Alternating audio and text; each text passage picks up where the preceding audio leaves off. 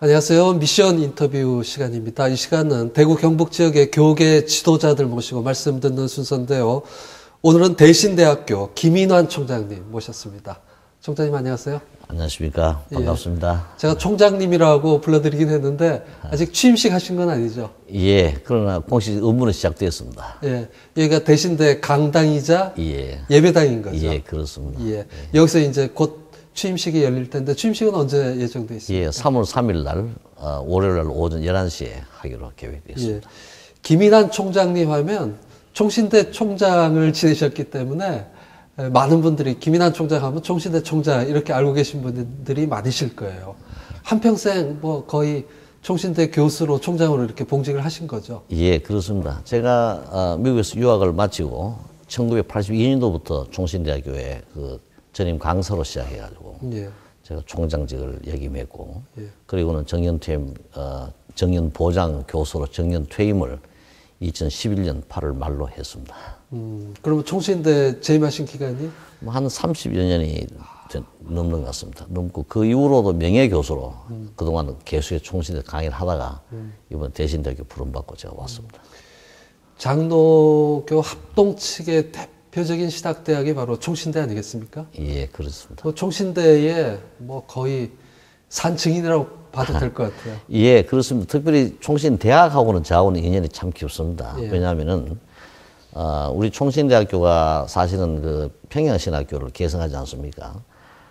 그게 1901년에 이제 세워진 학교입니다. 그런데 그동안에 이제 우리 신학교가 예과 2년제에다가 그다음에 본과 3년제 이런 식으로 운영되어 왔죠. 그러다가 1967년도에 정식으로 이제 대학 4년제를 시작을 했습니다. 제가 사실 그 1회 입학생입니다.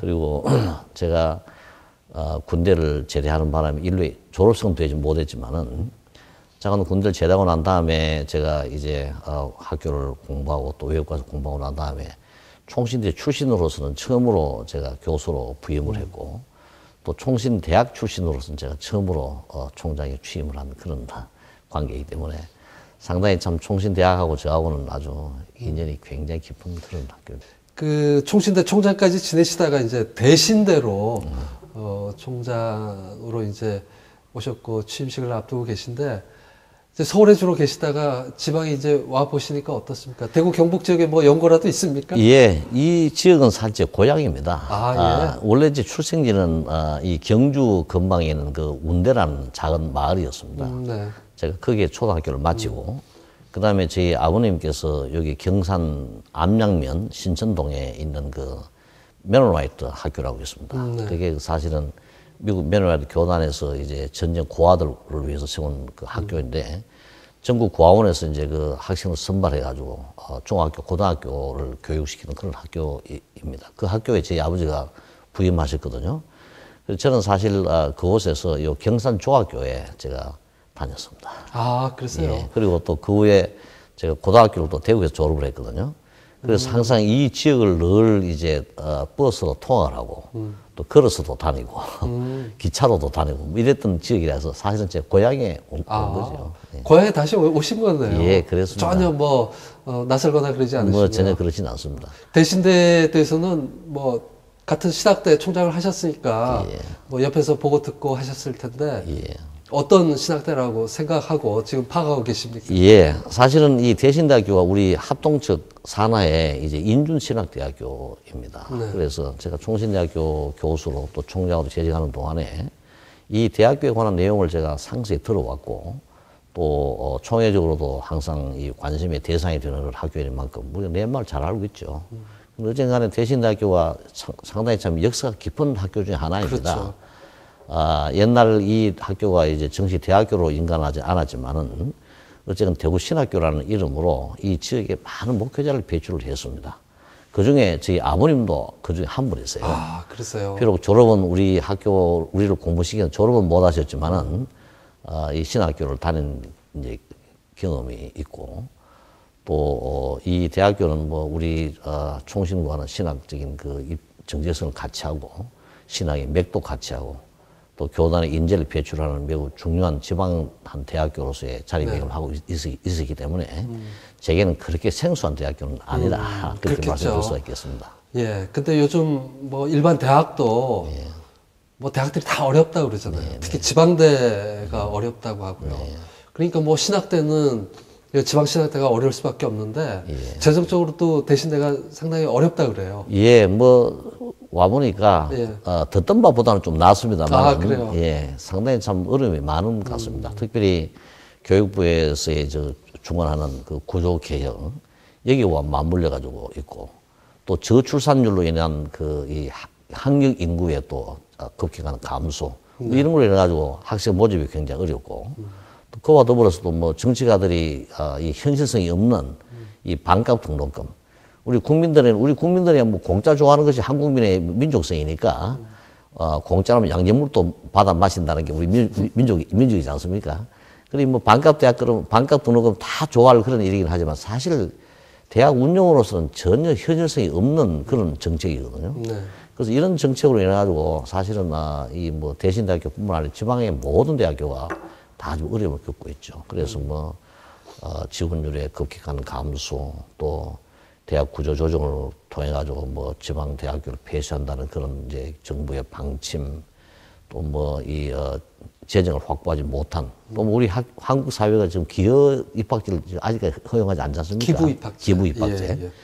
그리고 또 뭐 사실 우리 한국 사회는 아직도 이 기부금을 내는 문화가 정착이 안 된 상황이기 때문에 사실 대학의 이 운영은 이런 것들로 인해 가지고 굉장히 어려운 상황에 처해 있습니다. 그 중에 하나가 바로 대신대학교도 있다는 걸 말씀드리고 싶습니다. 총장님께서는 이제 대신대 부임 이미 하신 건데요.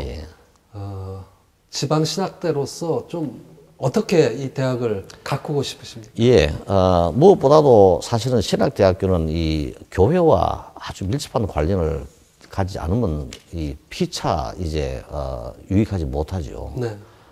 교회는 신학교를 바탕으로 해서 이제 성장해야 되고 또 신학교 역시 교회의 뜨거운 후원과 기도 없이는 성장할 수가 없는 그 태생적인 본질을 가지고 있습니다. 그래서 저는 사실 총신대학교에 재직 중에 있을 때도 항상 교회와 이 신학교 하나가 되도록 운동을 많이 해왔습니다만은 역시 대신대학교 그것이 서로가 살 길이라 그렇게 여기고 있습니다. 특별히 우리 교단 산하에 이제 총신대학교를 제외한 3개 그 지방 인준신학대학교가 있습니다.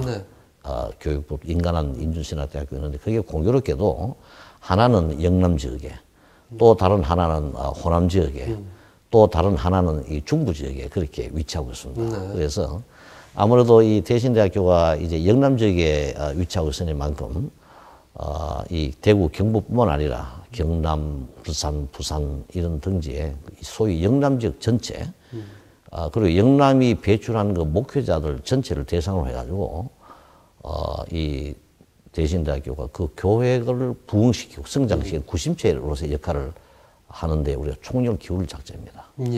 그동안 이 일에 뭐 그렇게 심혈을 기울이지 못했던 걸로 봐가고 있습니다만은 또 교육부도 뭐 어제 저희들이 이제 박근혜 대통령께서 이제 우리 대학 총장들 초청해서 만찬을 가졌거든요. 거기에서도 이제 강조가 뭐냐면은 대학의 자율적인 그런 이 창의적인 운영을 많이 강조를 했고 혁신적인 그런 그 운영을 많이 강조했는데 역시 우리 대학교도 그와 발맞춰 가지고 어쨌든 이 영남 지역의 이 교회를 부흥시키는 구심체로서의 그런 정책을 세워가지고는 우리 학생들을 이제 배출하고 그래서 우리 영남 지역에서 정말 참 대신대학교가 배출하는 학생들을 교육 전도사로 또 부목사로 담임 목회자로 그리고 그들을 통해서 영남 지역이 정말 다시 한 번 더 교회의 부흥과 성장을 도모하는 그런 방식을 운영할 작정입니다. 제가 좀 덧붙여서 말씀드리고 싶은 것은 제가 이 총신대학교 총장으로 재직하는 동안 전국을 제가 둘러보고 또 제가 총신 100만 기도 후원 운동을 펼쳤거든요. 그러면서 교회와 이제 학교의 그 하나됨을 이제 추구를 해왔는데 그 가운데 방향이 뭐냐면 영남 지역이 전국에서 교세가 가장 약해요. 복음화율이 낮은 편이죠. 과거에는 상당히 강했는데 이게 근간에 와서는 아주 약해졌습니다. 그래서 제가 사실 오래전부터 대신대학교 총장의 제의를 받아오면서 어떻게 하면은 대신대학교 발전시킬까를 구성하고 기도하는 가운데 하나님 그런 제의를 제게 주셨어요. 그래서 그 방면으로 이 학생들을 훈련시키고 목회자들을 훈련시키고 또 이 교계 지도자를 훈련시켜가지고 좀 이 영남 지역의 이 부흥을 새롭게 도모하는 핵심 역할을 자임하고 싶습니다. 이 대신대학이 이제 좋은 목회자를 배출하면 그게 바로 이제 교회를 발전시키는, 부흥시키는 이제 밑거름이 될 텐데요. 아쉽게도 우리나라 기독교 복음화율이 점점 정체거나 떨어지고 있지 않습니까? 이런 점에서 이제 신학대학 졸업생들이 이제 교회가 계속 부흥되고 교회 숫자가 늘어나면 뭐 교회 자유스럽게 가서 목회할 수 있을 텐데 지금은 신학대학을 졸업해서 갈 교회도 없고 또 무작정 교회를 개척하기도 어렵고 그렇죠. 굉장히 어렵다고 그래요. 총장님께서는 이런 실태를 어떻게 파악하고 계십니까? 그래도 여전히 우리 한국 사회는 여지가 굉장히 많다고 봅니다. 제가 미국에서도 잠시 이제 그 이민들을 상대로 개척도 해보았고 목회를 해봤습니다만 거기는 한국인들이 굉장히 없잖아요. 없으니까 전도하기 매우 어렵더라고요. 그러나 여기는 부딪히는 사람이 다 한국 사람들입니다. 그래서 정말 참 이 사명감에 충실하고 또 영성과 지성과 인성이 잘 겸비된 그런 훌륭한 교육자들을 많이 배출하게 되면 그들이 뭐 개척을 하든지 아니면 뭐 교회의 어떤 부서를 맡든지 간에 교회를 부흥시키는 아주 중요한 역할을 할 수 있다고 저는 봅니다. 그리고 아직까지도 뭐 우리나라에 지금 넌크리스찬들이 엄청 많잖아요. 그렇죠. 옛날에 80%는 넌크리스찬. 그렇죠. 옛날에는 뭐 4분의 1 크리스찬이라고 그랬지만 지금은 그 줄어들었단 말이에요. 그래서 이제는 더 시장이 넓어졌으니만큼 우리가 올바른 교육자만 양성하면 충분히 가능하다. 저는 그렇게 봅니다. 요즘 복음화율이 낮아지고 또 사회적으로 교회가 비판을 많이 받잖아요. 그렇죠. 조금 억울한 비판도 있긴 합니다만은 대체로 보면 우리 교회가 자성해야 할 부분도 굉장히 많은데 총장으로 계시면서 우리 한국 사회와 교회와의 관계를 볼 때 교회의 부족한 모습이 어떤 거라고 보셨습니까? 뭐 1차적으로 표면적으로 볼 때는 이제 교육자들의 그 도덕성이라든지 윤리성 이제 이런 게 문제고 또 헌금에 대한 뭐 이 사용 이런 등등이 이제 그와 다 맞물려 가지고 이제 굉장히 큰 문제가 되고 있지 않습니까? 그런데 이런 모든 문제의 가장 깊은 뿌리 속에 뭐가 있느냐? 신학의 부재와 열악함입니다. 다시 말씀드리면 목회자의 신학도 부족하고 아주 영세성을 면치를 못하고 있다고 봅니다. 거기에다가 우리 평신도들의 신학도 역시 굉장히 부족하고 열악한 상황이 있어요. 지금 벌써 뭐 기독교가 이제 우리나라에 시작된 지가 벌써 130년이 넘지 않습니까? 뭐 벌써 이게 그렇죠. 130년이 넘는 이런 상황이지만은 지금까지 우리 신학의 교육이라는 것이 굉장히 아주 미성숙한 그러한 단계를 넘지를 못하고 있는 것 같아요. 목회자들도 이 성경 말씀에 충실한 그런 신학 체계를 세우지 못하고, 이제 뭐 이 신학의 정체성을 확실히 세우지 못한 그런 가운데서 너무 이 사회적인 그런 현상이나 이런 조류에 쉽게 편성해가지고 이제 목회하는 상황이 생겨지고, 또 뭐 공자님에게 매라는 우리 한국 사회의 또 고질적인 그러한 그 멘탈리티 여전히 목회에도 이제 적용이 되고, 또 이제 우리 이 한국 사회는 또 오랫동안 유교적인 그런 그 풍토 속에 성장해 오지 않았습니까? 그러니까 유교의 그런 그 소위 정치적 체계라든지 성향 이런 것들이 아직까지도 우리 교회에 깊이 지금 머물러 있거든요.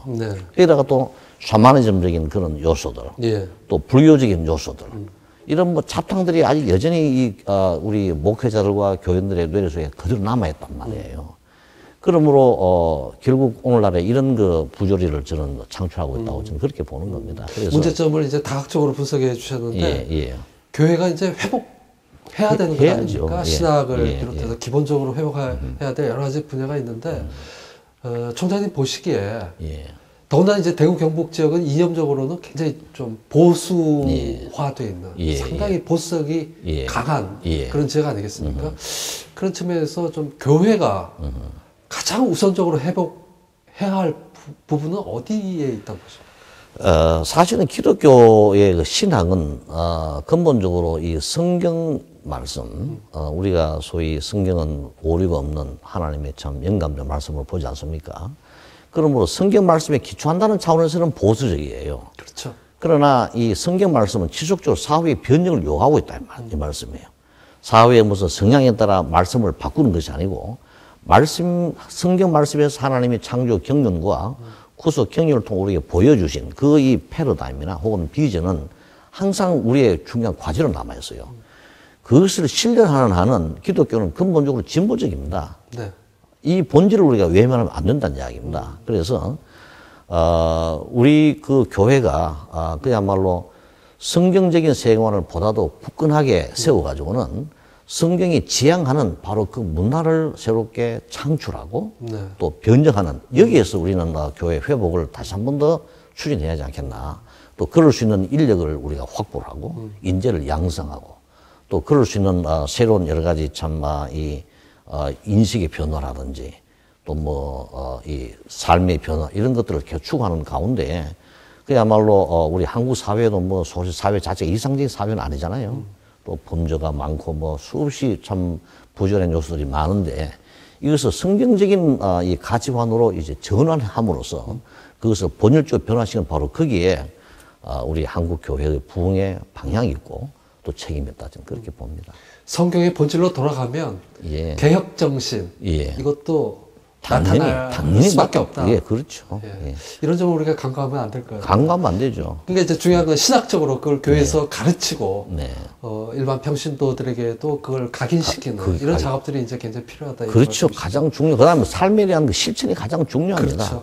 우리의 신학은 하나의 이론이 아니거든요. 저는 신학 어떻게 정의하고 있냐면은 성경 말씀을 우리의 삶의 모든 영역에 적용하는 일련의 모든 활동들을 나는 신학으로 보는 겁니다. 네. 그래서 말씀은 반드시 실천되어져야 되고 또 말씀에 기초하는 믿음대로 우리가 생활하는 이 삶이 없을 때는 진정한 우리 기독교는 아니거든요. 네. 그래서 우리가 이 내주하는 성령의 역사심과 또 말씀의 그 지도에 따라서 우리가 참 다이나믹하게 또 창조적으로 네. 열정적으로 그야말로 이 삶 속에서 우리의 믿음을 구현하는 방식으로 한다면은 얼마든지 교회도 이 회복되어지고 개혁되어지고 또 그 힘을 통해서 사회를 네. 이끌어갈 수 있다. 총장님이 이제 대신대 총장으로 오셨는데 네. 총장님이 이 대구 지역에 오심으로 말미암아서 대구 경북 지역에도 교회의 어떤 변화도 좀 있지 않을까 이런 기대도 동시에 해보고요. 네. 개인적인 질문 몇 가지 드리도록 하겠습니다. 목사님께서는 그럼 현장 목회는 하시지 않은 겁니까? 예, 제가 사실은 그 대학 때부터 예. 교육 변호사로 이제 교회 봉사를 해왔고, 예, 그리고 미국 가서도 이제 그 교회 사역을 제가 멈추질 않았습니다.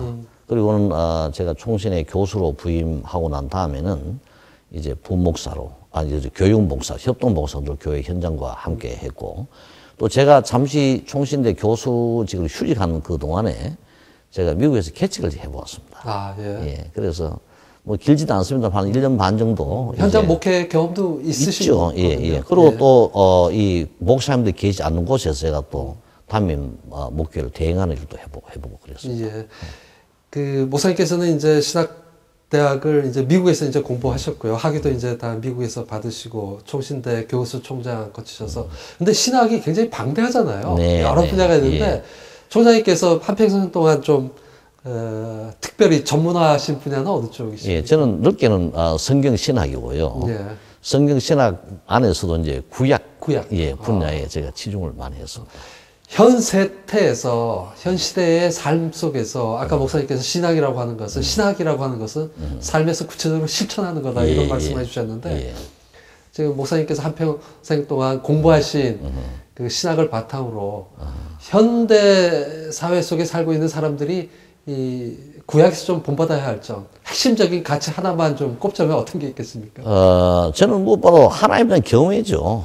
예. 하나님을 경외하는 그 삶이 결국 구약에서의 늘 강조점이고 또 그게 그리스도를 통하여 우리가 할 수 있다는, 실행할 수 있다는 그 이 힘을 주었잖아요. 우리를 새롭게 중생시키고 중생시키면서 우리 속에 또 성령을 또 하나님께서 부어 주셔가지고 우리 속에 성령이 내주에 계시거든요. 그래서 항상 우리 하나님과의 그 언약적 관계를 우리가 늘 인식하고 거기에 따라 언약적인 관계 속에 주어진 모든 책임을 우리가 충실히 한 그것이 구약에서 가장 우리가 배워야 할 핵심으로 저는 그렇게 얘기하고 있습니다. 알겠습니다.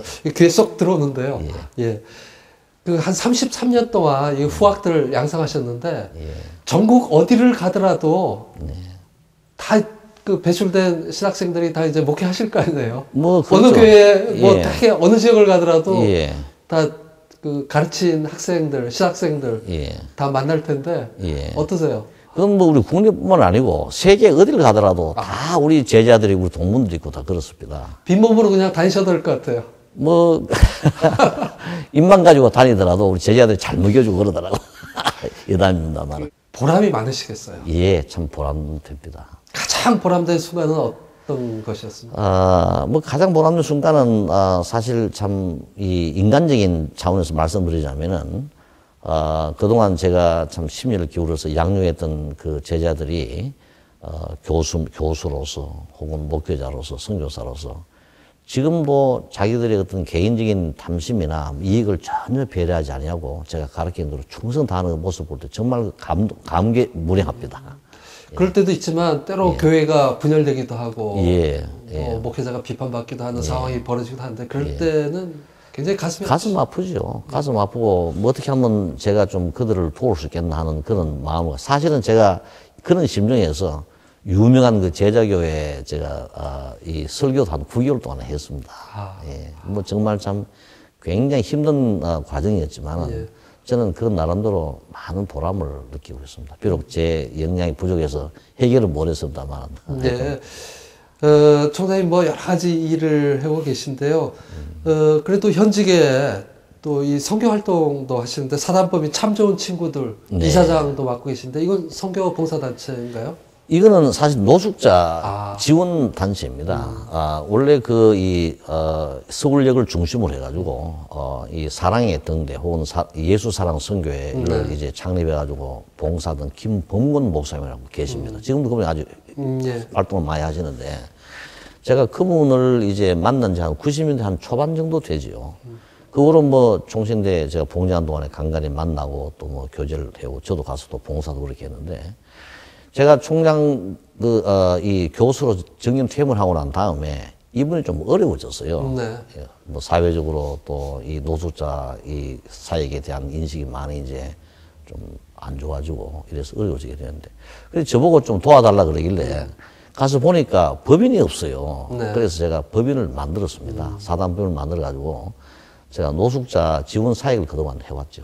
그래서 매주 수요일마다 그들에게 설교도 하고 그렇게 하다가 봉사도 하고 봉사도 하고 그렇게 가보시니까 현장에 가보시니까 어떤 느낌? 뭐 그분을 보면 참 너무나도 마음이 안 됐죠. 그리고 그 속에 또 제 자신이 있다는 사실을 하고서 제 자신에게 설교하는 심정으로 그들을 향해 설교하면 격려하고 그랬는데 그동안에 저도 위로를 많이 받았고 또 그분들도 저를 통해 위로를 좀 받은가. 그래서 뭐 제가 설교하면 막 박수도 치고 그래요. 그래서 참 아주 상당히 감동적이었습니다. 하여간, 김인환 총장님 대구에 오셔서 많은 후학들, 목회자들, 또 이 대구 지역 교계가 많은 기대를 하리라고 생각합니다.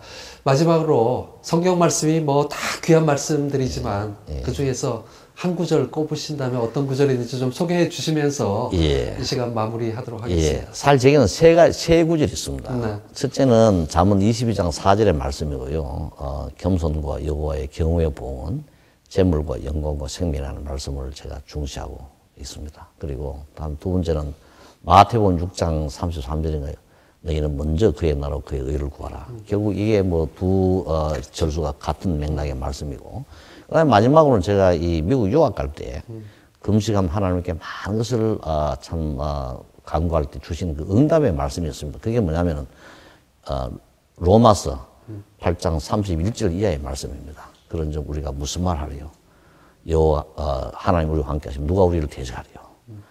아들을 주시네 어찌 아들과 함께 우리에게 모든 것을 은사로 주지 않겠느냐라는 말씀 그 이후로 또 뭐 누가 우리를 정죄하리요? 또 누가 우리를 하나님의 사랑에서 끊으리요? 이런 말씀으로 연결돼요. 그 말씀을 저는 늘 붙들고 인생을 살아가고 있습니다. 예. 오늘 총장님 모시고 말씀 들었는데 신학적으로 또 우리 한국 교회가 나아갈 방향, 목회자가 나아갈 방향, 교회가 나아갈 방향 이런 것까지 다 짚어주신 것 같습니다. 하여간 총장님을 통해서 대신대학교가 크게 발전하길 바라고요. 대구 경북 지역의 교계도 좀 변화되는 계기가 됐으면 합니다. 목사님 오늘 말씀 감사합니다. 감사합니다.